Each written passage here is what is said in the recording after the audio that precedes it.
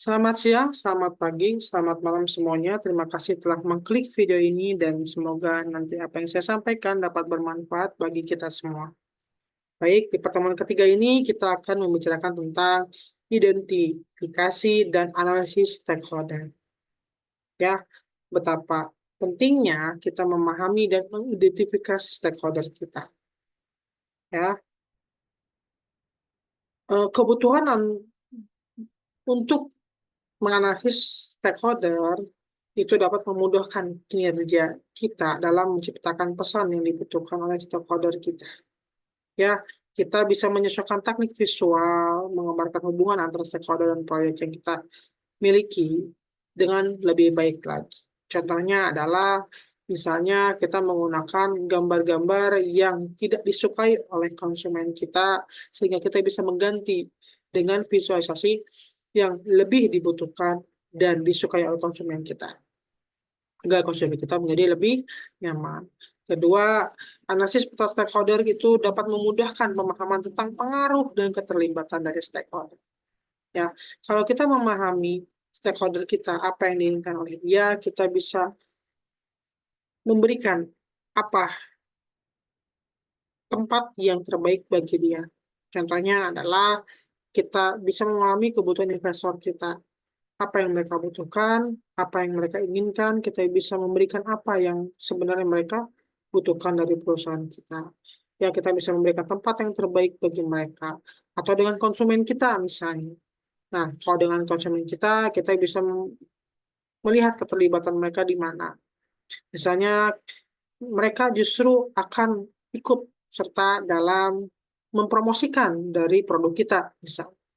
Dengan apa? Dengan kita memahami dari stakeholder kita membutuhkan apa saja. Kemudian, akses pada stakeholder juga dapat menentukan siapa yang harus diberi informasi rutin dan strategi komunikasi yang khusus. Informasi rutin itu berhubungan dengan transparansi di pertemuan pertama kemarin ya. Jadi, ingat, setiap kebutuhan informasi itu tidak bisa kita buka secara menyeluruh. Artinya, kita harus menyesuaikan pesan yang disampaikan oleh kita sesuai dengan kebutuhan, pemahaman, pengalaman dari stakeholder kita. Oleh karena itu, dengan pemetaan stakeholder yang baik, kita bisa menyesuaikan pesan yang baik juga dan bisa relevan diterima oleh stakeholder kita secara rutin. Ya, misalnya perkembangan produk kita seperti apa, itu untuk konsumen, ya, terus prestasi-prestasi dari perusahaan kita itu untuk karyawan, agar karyawan juga termotivasi bangga dengan perusahaan kita agar kinerjanya juga meningkat. Ya, kan kita juga tidak perlu juga memberikan misalnya kepada konsumen analisis keuangan perusahaan. Itu kan hanya untuk investor biasanya. Dan hal itu, rutinitas dari informasi yang diberikan kepada stakeholder harus sesuai dengan kebutuhan dan pemahaman dari stakeholder itu. Agar apa? Agar pesannya efektif dan relevan dan dapat dipahami dengan baik oleh stakeholder sehingga tidak menghasilkan miskomunikasi. Ya, kemudian, dari mana kita dapat mendapatkan eh, pemetaan stakeholder yang baik? Salah satu cara dengan wawancara mendalam dengan stakeholder. Ya, percakapan langsung menggali pandangan dan motivasi dari stakeholder itu. Ya, kemudian mengungkap harapan, khawatir, dan pengaruh dari stakeholder. Tiga, membantu membangun hubungan dan merancang strategi komunikasi yang efektif. Ya, wawancara ini tidak harus formal, bisa juga tidak formal, misalnya dari ketika kita rapat dengan investor, terus lagi istirahat, kita ngobrol dengan investor. Ya, kita cari informasi yang benar-benar dibutuhkan oleh dia sebenarnya seperti apa. Terkadang banyak investor juga yang tidak mau membukanya di rapat yang formal. Akan lebih enak bagi dia membukanya di pertemuan-pertemuan yang tidak formal. Misalnya lagi istirahat, terus kita ngobrol sama dia, kita tangkap harapan dia apa, kekhawatiran dia apa, dan pengaruh dia itu seperti apa sebenarnya. Sehingga kita dapat memotivasi dia dengan berbagai macam pesan atau strategi komunikasi yang bisa kita bangun, yang bisa kita buat untuk menjawab semua harapan dia, mengatasi kekhawatirannya, dan bisa memaksimalkan pengaruh dia terhadap perusahaan kita. Ya, Itulah pentingnya kita pemetaan stakeholder itu. Dan ingat ya, tidak harus formal.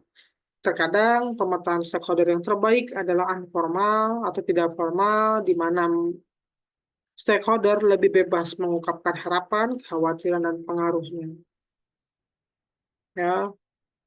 Kemudian selanjutnya adalah survei dan analisis dokumen dari stakeholder. Ya, survei atau mengumpulkan data terukur dari banyak responden, analisis dokumen, memeriksa materi terkait.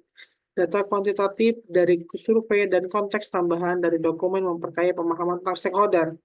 Kemudian memprioritaskan stakeholder dan memahami latar belakang serta pola keterlibatan mereka.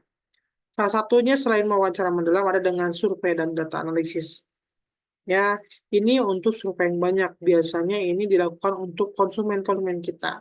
Dari situ kita bisa melihat respon dia seperti apa terhadap produk kita, terhadap perusahaan kita, terhadap misalnya pelayanan kita, misalnya terhadap customer service kita atau lain sebagainya.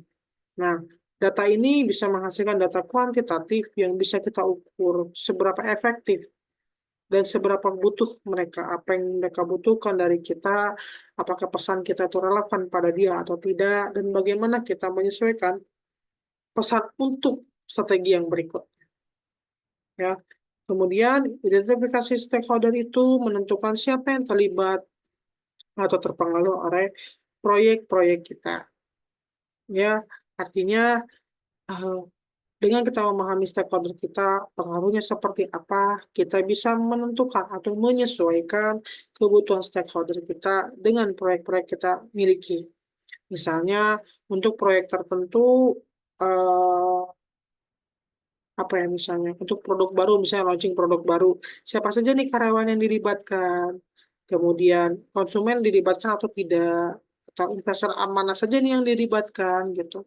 Karena kita tidak bisa juga melibatkan semua investor dalam satu kegiatan yang kecil misalnya.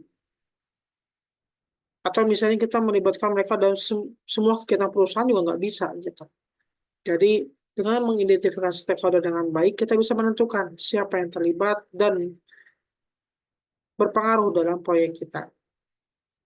Ya, yang dapat membuat proyek kita jauh lebih efektif lagi dan relevan. Kemudian mengidentifikasi individu atau kelompok seperti karyawan, pelanggan atau lembaga pemerintah dapat memudahkan kita menyusun strategi yang lebih baik lagi untuk memaksimalkan strategi komunikasi yang kita miliki. Ya, oleh karena itu untuk mencapai kelompok yang lebih besar, sebenarnya survei dan wawancara ini sangat efektif dalam mengidentifikasi stakeholder. Ya, agar kita bisa menentukan strategi yang baik apa untuk kita semua, untuk perusahaan kita, untuk proyek yang kita miliki. Oke, tadi ini udah. Oke, dari identifikasi stakeholder tadi, kita bisa mengembangkan strategi komunikasi yang relevan. Ya, kita dapat merancang pesan yang relevan, yang sesuai dengan kebutuhan dan harapan dari stakeholder. Ya, kemudian dengan identifikasi yang baik, kita bisa memilih saluran komunikasi yang efektif berdasarkan preferensi dari stakeholder.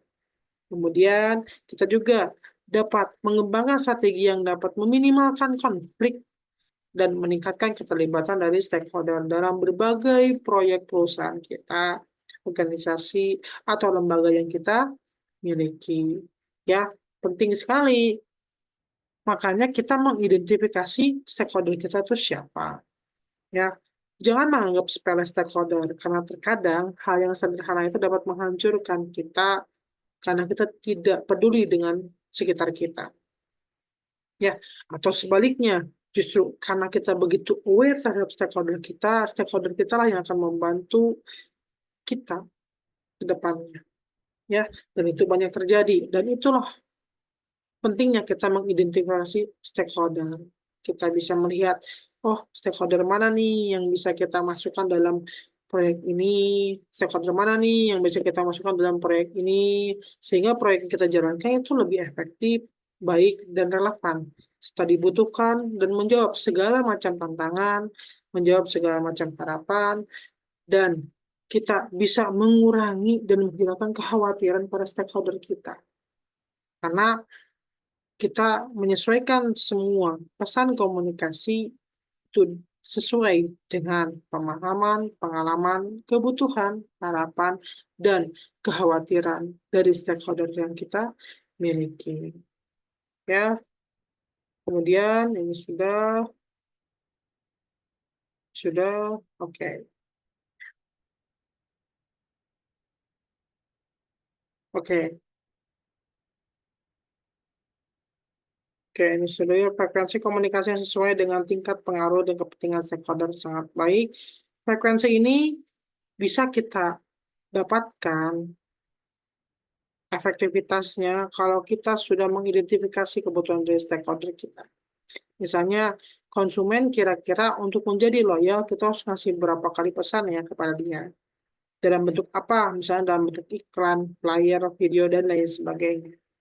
Ya, untuk investor, berapa ya timing-timing yang tepat untuk memberikan informasi kepada dia agar dia bisa menerima dengan baik dan tidak merasa